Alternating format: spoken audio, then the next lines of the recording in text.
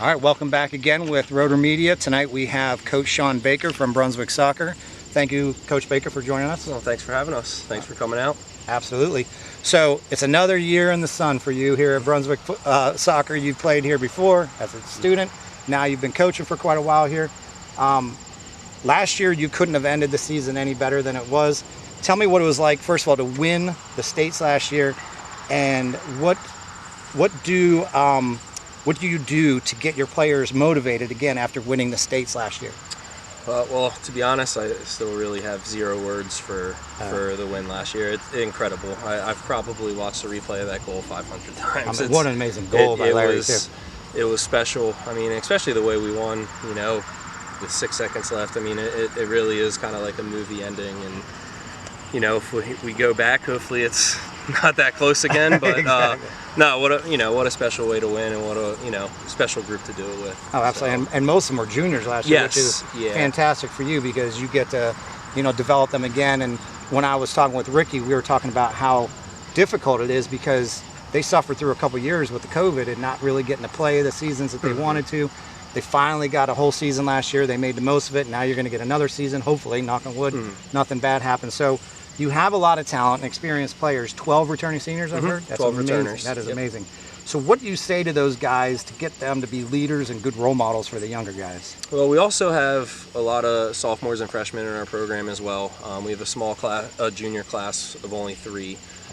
So we kind of talk to them just about the expectation and the culture that we want to set in the program, and that they're seniors and everybody looks up to them, and it's time to just buckle down, get the head screwed on right, and just keep going. And a lot of these guys have been on the varsity team since they were freshmen, so they know the expectations coming in, and just how to really set the standard every day at training for those younger guys to see. So when they do leave at the end of this year, we have a good culture coming back, and those freshmen and sophomores that are going to be moving up and that are playing up already know the expectation and the standard that we have.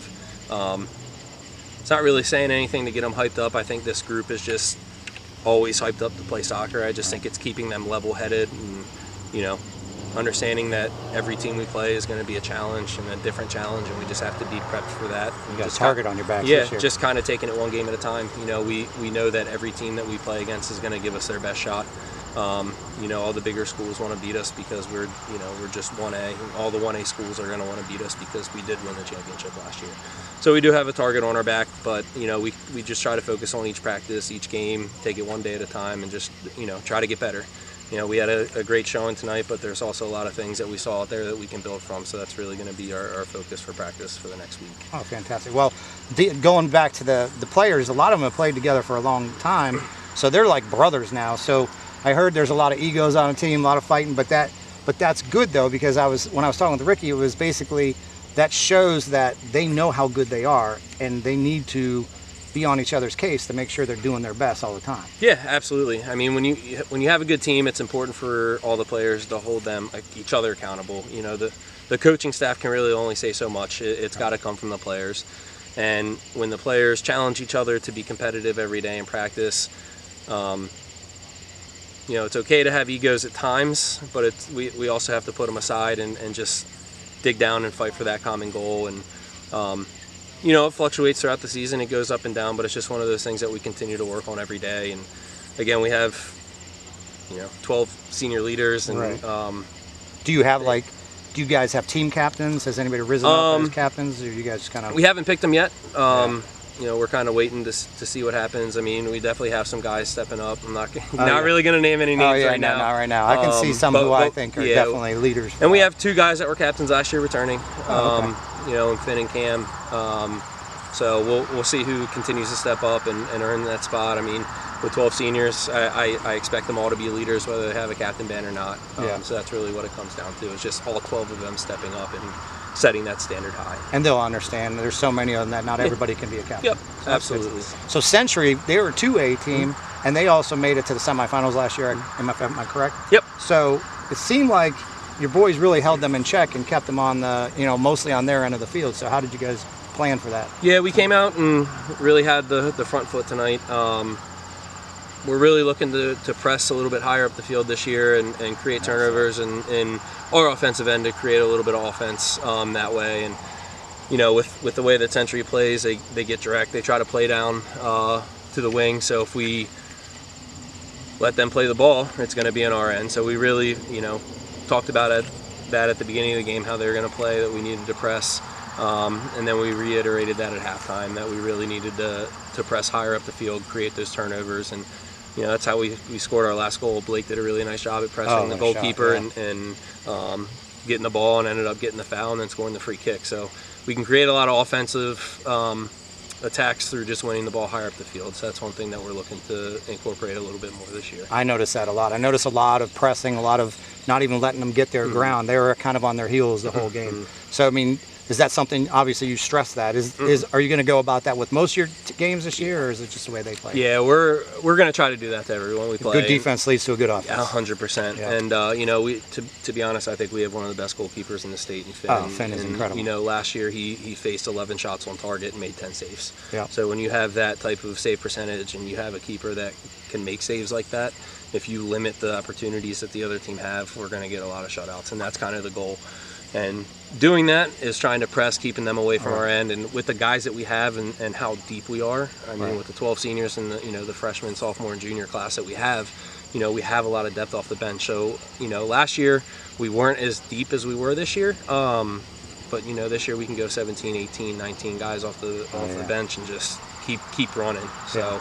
Well, that leads perfectly into my next question. And I could ask this to any coach of any sport. Like, when you have that many seniors who all, of course, are hungry and they all want their playing time, but then you also, like, how do you work it out as a coach to make sure that those seniors get the playing time that they want and deserve, but also manage to get the underclassmen some quality experience and varsity level, so they'll be good next year? It's all honest conversation. There's going to be conversations that you have with players that aren't the easiest. There's going to be conversations that you have with players about what they can do to earn time on the field. And that's also the thing too, when you go through a season, especially a 14-game regular season, guys go in and out of form. Some guys pick up injuries to where they're not going to be able to play as many minutes as they were the game before. Right. So there's always going to be minutes to go around. Now, obviously, everybody wants to play every minute, every game. And I will say that's one thing that I do know is when I leave a game, I can't tell you how many minutes guys played, but I can tell you who didn't go in the game. So. Right. It's one of those things that kind of stinks. Yeah. But your goal is to win. Yeah. Your goal is to win. You also want people to have fun too, though. But that's conversations that we have with the players throughout the year. There's going to be games where everybody gets in. There's going to be games where some guys get in that they weren't expecting to get in. It just really depends on what the game calls for. Yeah. And hopefully you'll have a lot of 3, 4, 5 goal leads towards the end and gets those younger guys in like tonight. Yeah, absolutely. So clearly after last year, you must have lofty goals for this season.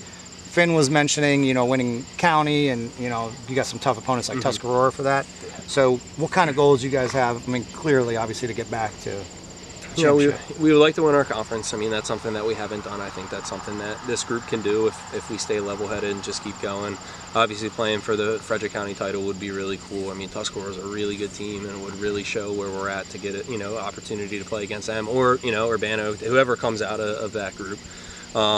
But winning conference would be really cool. We haven't done it since we joined the CMC, so that would be really cool for the school. And obviously just, making a run into the playoffs and just, seeing how far this group can go. And going against schools that big. Yeah. I mean, it's just the fact that Brunswick has so many less students to choose from, but you've done such an incredible job at preparing them to play against those big 3A teams and stuff like that. Yeah, I will say it's been a great year. And I will say not a lot of 1A schools, and obviously, in the past when I've been here, we haven't been able to compete with some of the schools like that. So it's really nice to see that we're in that type of situation, have the players that we do, and it's been based on their development and what they do in the off season. We have a lot of club pool. We have 10 or 11 guys that are first team club players. Oh, wow. And I mean, the fact that we have that many club players at Brunswick is awesome, but the fact that they're first team club players really shows where the level's at, and it really helps bring up the level of everyone else as well that doesn't play club. So I will say, like, even if they don't play club, these guys are playing soccer all year round, and it really shows when we play against bigger teams. Yeah. So a guy like Blake who hasn't played club is somebody who's scored 5 or 6 goals for us so far in preseason. So wow. Well, that's excellent. And that's, like you said, that's him learning from the other guys and rising up to their level. Well, thank you for joining us. Good luck this season. We're going to be here with you, learning the game and keeping up with you guys all season long. So good luck. Awesome. Looking forward to it. Thanks for Absolutely. having us. Thanks for having us.